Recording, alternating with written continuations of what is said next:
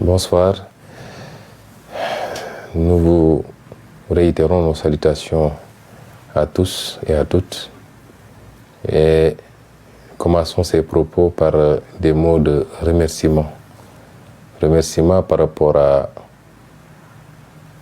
tout ce qui s'est passé depuis jeudi, par rapport à toutes ces inquiétudes qui ont été exprimées par tous les compatriotes, mais également par beaucoup de partenaires internationaux qui se sont enquis de ma santé et qui se sont beaucoup inquiétés. Nous rendons grâce à Dieu et nous remercions également tous ceux qui ont fait le déplacement pour venir ici à la clinique et qui n'ont malheureusement pas pu me voir, que ce soit les partenaires politiques, les mouvements citoyens, la société civile, les citoyens de tous bords. Nous vous remercions pour ces gestes d'abord de compassion, mais également ces inquiétudes qui ont été exprimées. Vous rassurez qu'on va beaucoup mieux et nous le devons au personnel médical qui n'a cessé d'être à nos côtés depuis qu'on est venu à cette clinique, toutes spécialités confondues, et qui ont fait un travail extraordinaire pour nous permettre de nous adresser à vous aujourd'hui. Parce que il y a 3 ou 4 jours avant, nous n'aurions pas pu nous adresser à vous dans ces conditions. Ce qui s'est passé s'est passé au vu et au su de tout le monde. Il ne s'agit ni plus ni moins d'une tentative d'assassinat, sinon d'assassinat, au moins d'attentat contre mon intégrité physique. Au-delà des violations manifestes de mes droits, tendant pour la 2e fois à casser ma voiture pour m'en extirper et m'amener de force au tribunal pour une procédure dont ma présence n'est pas obligatoire au procès.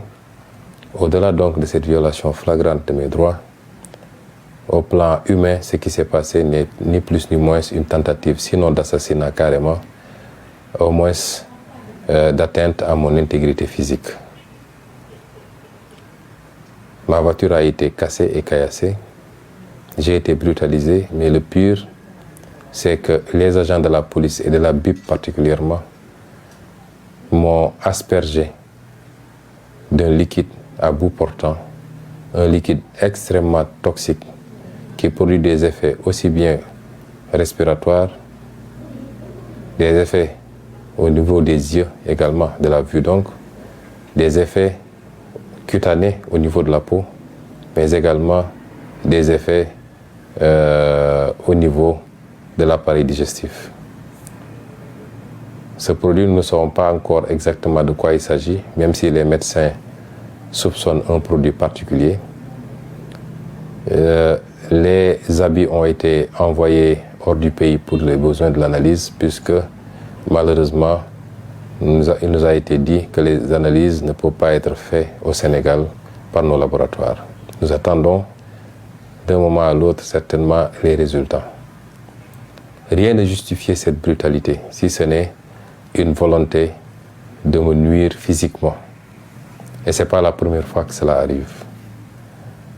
Et cerise sur le gâteau, il m'a été refusé, aux circonstances aggravantes du moins, il m'a été refusé l'accès d'une ambulance la nuit pour pouvoir venir me prendre de chez moi et m'emmener à la clinique. Ce qui est extrêmement grave. Depuis quelques jours, nous sommes ici à la clinique et nous avons bénéficié de soins de la part de plusieurs spécialistes, ce qui nous a permis de nous sentir beaucoup mieux. Nous remercions donc tout ce personnel médical. Beaucoup d'entre vous ont parlé d'évacuation sanitaire pour que nous puissions nous rendre à l'extérieur et bénéficier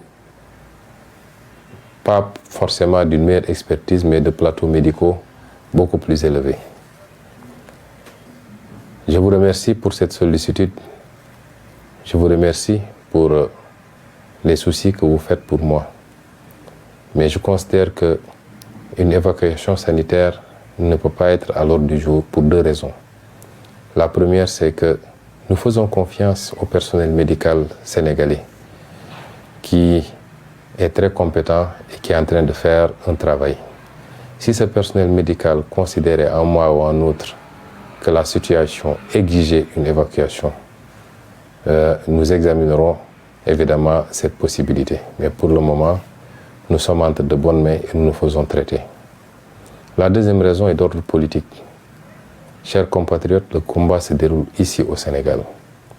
Vous comprendrez que dans l'histoire des combats politiques, à chaque fois qu'un pouvoir politique, qu'il s'agisse d'une royauté, qu'il s'agisse d'une république, d'un État, à chaque fois que des tenants de pouvoir ont été confrontés à une opposition qui les dépassait et qui leur posait problème, la première solution, ou l'une des solutions, c'est d'envisager de les exiler. Des prophètes ont été exilés, de grands saints ont été exilés, des résistants ont été exilés, parce que c'est la meilleure manière de couper le lien, momentanément en tout cas, entre la figure de proue d'un mouvement et le reste du mouvement. Et nous ne donnerons pas à Macky Sall cette opportunité.